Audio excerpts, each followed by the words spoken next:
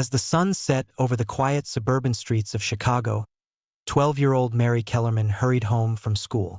Feeling a slight headache, she reached for a bottle of Tylenol in the medicine cabinet. This innocent act would be her last. Mary's sudden death was the first in a series of chilling events that gripped the Chicago area in fear. Hours later, Adam Janis, a young father from Arlington Heights, took Tylenol for a headache. Within hours, he was dead. In their grief, his brother Stanley and sister-in-law Teresa took pills from the same bottle, only to be found lifeless shortly after. As the deaths mounted, panic spread across Chicago. The common thread? Each victim had taken Tylenol capsules tainted with potassium cyanide. The city was plunged into chaos, thick with anxiety and suspicion. Detective John Pishos led a relentless investigation. Police quickly realized the contamination couldn't have occurred at the manufacturing plant. The bottles came from different locations, suggesting post-production tampering. Pishos and his team scoured surveillance footage, interviewed store clerks, and traced distribution routes, but the perpetrator remained elusive. James William Lewis, a New York resident, emerged as a suspect after sending a letter to Johnson & Johnson, claiming responsibility and demanding $1 million to stop the killings. Despite his confession, no concrete evidence linked him to the tampering. He was convicted of extortion but not the murders, leaving the case unresolved. Fear gripped residents, who were afraid to take any over-the-counter medications. Johnson & Johnson initiated a massive recall of Tylenol products, halting production and issuing public warnings. They introduced tamper-evident packaging, a revolutionary step that set a new industry standard.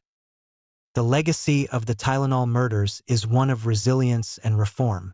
Johnson & Johnson's swift action set a new benchmark for corporate responsibility. The introduction of tamper-evident packaging was a direct response to the crisis, ensuring such a tragedy would be harder to replicate. Yet, for the families of Mary Kellerman, Adam Janis, Mary McFarland, Paula Prince, and Mary Reiner, the reforms came too late.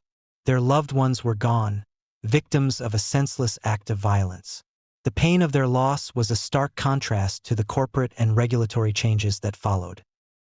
In the quiet moments, when the city slowed down, the memories of those lost lingered. Their stories became a part of Chicago's history, a somber chapter that would never be forgotten. The Tylenol murders were more than just a crime. They were a catalyst for change, a reminder of the importance of vigilance, and a testament to the enduring strength of a community in the face of unimaginable tragedy. As the years passed, the case remained a topic of discussion, a puzzle that law enforcement continued to piece together. Advances in technology and forensic science offered new hope, but the answers remained elusive. The Tylenol murders, with their blend of horror and mystery, continued to captivate and terrify in equal measure.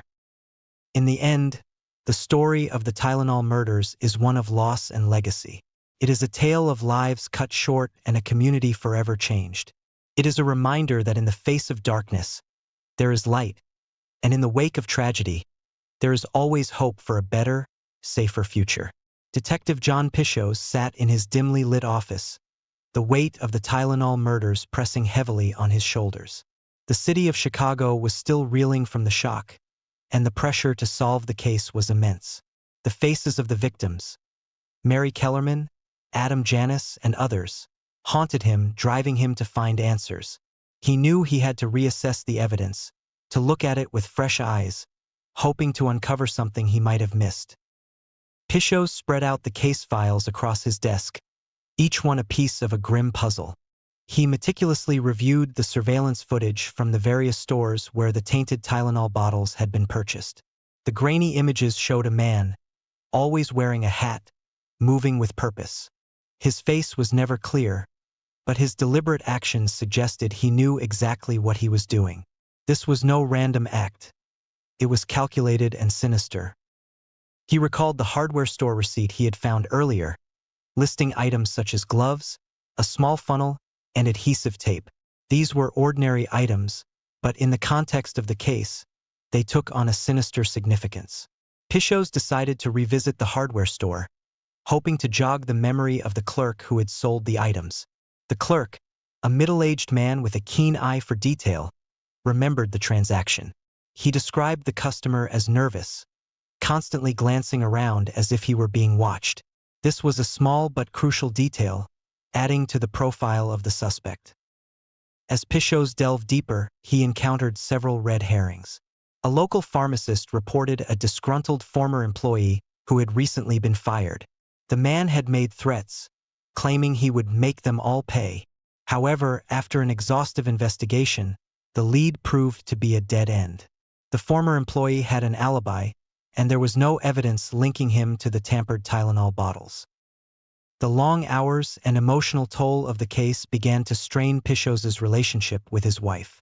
She worried about his health, both physical and mental, as he threw himself into the investigation with relentless determination. Their once warm and supportive relationship now felt the chill of distance and unspoken concerns. Pishos knew he had to find a balance, but the urgency of the investigation left little room for anything else. Meanwhile, the city was gripped by paranoia. Pharmacies reported a significant drop in over-the-counter medication sales. People were afraid to take any pills, fearing they might be the next victims. Johnson & Johnson's recall of Tylenol products was a necessary step, but it did little to assuage the public's fear. The company introduced tamper-evident packaging, a revolutionary step that would become the industry standard, but for many, the damage was already done. Pishos revisited the initial crime scenes, scrutinizing every detail, hoping to find something he might have missed. During one of these visits, he found a small, overlooked piece of evidence, a receipt from a local hardware store, dated a few days before the first poisoning. The receipt listed items such as gloves, a small funnel, and adhesive tape. These were ordinary items, but in the context of the case, they took on a sinister significance. Tracing the receipt led Pishos to Roger Arnold, a dock worker with a history of mental instability. Arnold had been seen in several stores where the tainted Tylenol bottles were found. When Pishos and his team brought Arnold in for questioning, he was evasive and defensive. He admitted to purchasing the items but claimed they were for a home repair project. Despite his suspicious behavior, there was no concrete evidence linking him directly to the murders. The investigation hit another roadblock when Arnold's alibi for one of the poisoning dates checked out. Frustration mounted as Pishos faced pressure from both the public and his superiors to solve the case. He knew that the key to cracking the case lay in the details, but the details were elusive, slipping through his fingers like sand. In a bid to find new leads, Pishos turned to the FBI for assistance. The agency's behavioral analysis unit provided a psychological profile of the likely suspect. They described the killer as someone meticulous, possibly with a background in chemistry or pharmaceuticals. This profile led Pishos to re-examine the list of employees at local pharmacies and chemical supply stores. It was a daunting task, but he was determined to leave no stone unturned. During this phase of the investigation, Pishos discovered another potential suspect, Lori Dan. Dan had a history of mental health issues and had previously been involved in a series of bizarre and violent incidents. Her name had come up in connection with the Tylenol murders, but there was no direct evidence linking her to the case. Pishos decided to keep an eye on her, hoping that she might slip up and provide the break they needed. As the weeks turned into months, the pressure on Pishos intensified. The media was relentless, and the public's demand for justice grew louder. The detective faced numerous challenges and complications, each one a test of his resolve. He knew that the key to solving the case lay in the smallest of details, and he was determined to find them no matter the cost. One evening, while reviewing the case files yet again, Pishos had a moment of clarity. He realized that the killer's actions were not random but calculated. The choice of victims, the timing of the poisonings, and the locations all pointed to someone with a deep-seated grudge. Pishos began to piece together a pattern, one that suggested the killer was targeting individuals who had wronged him in some way. This revelation led Pishos to revisit the list of potential suspects, focusing on those with a history of grievances or vendettas.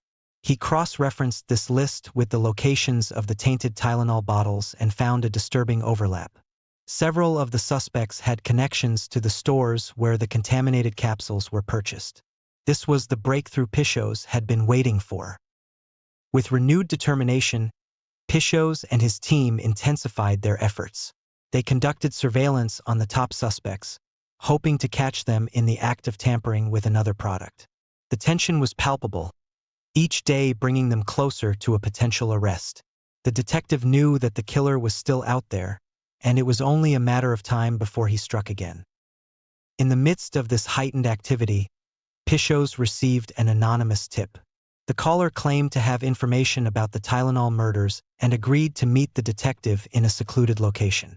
Pishos, wary but hopeful, arranged the meeting.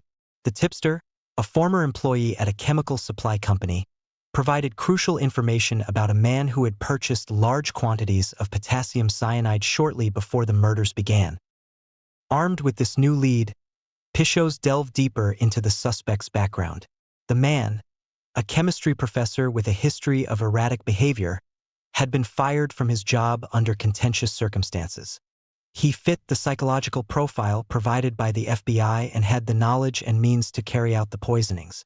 Pishos knew they were closing in on their suspect. As the investigation reached its climax, Pishos faced one final challenge. The suspect, aware that the net was closing in, went into hiding. The detective and his team launched a citywide manhunt, scouring every possible hideout. The tension was at its peak, and the stakes had never been higher. Pishos knew that capturing the suspect was the only way to bring closure to the victims' families and restore a sense of safety to the city. In the end, the relentless pursuit paid off. The suspect was apprehended in a remote cabin, surrounded by evidence that linked him to the Tylenol murders. The city of Chicago breathed a collective sigh of relief, and Pishos felt a weight lift from his shoulders. The case that had consumed his life for months was finally coming to a close. The Tylenol murders had left an indelible mark on the city, but the resolution of the case brought a sense of justice and healing. The reforms that followed ensured that such a tragedy would be harder to replicate, and the legacy of the victims would not be forgotten. The streets of Chicago, once again, began to buzz with life, but the memory of those lost remained a somber reminder of the fragility of life and the importance of vigilance. As the investigation reached its climax, Detective John Pishos faced one final challenge. The suspect, aware that the net was closing in, went into hiding. Pishos and his team launched a citywide manhunt, scouring every possible hideout.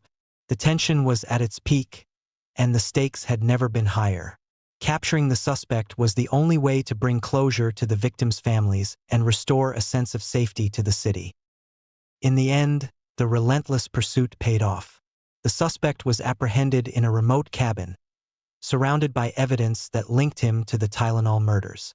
The city of Chicago breathed a collective sigh of relief, and Pishos felt a weight lift from his shoulders. The case that had consumed his life for months was finally coming to a close.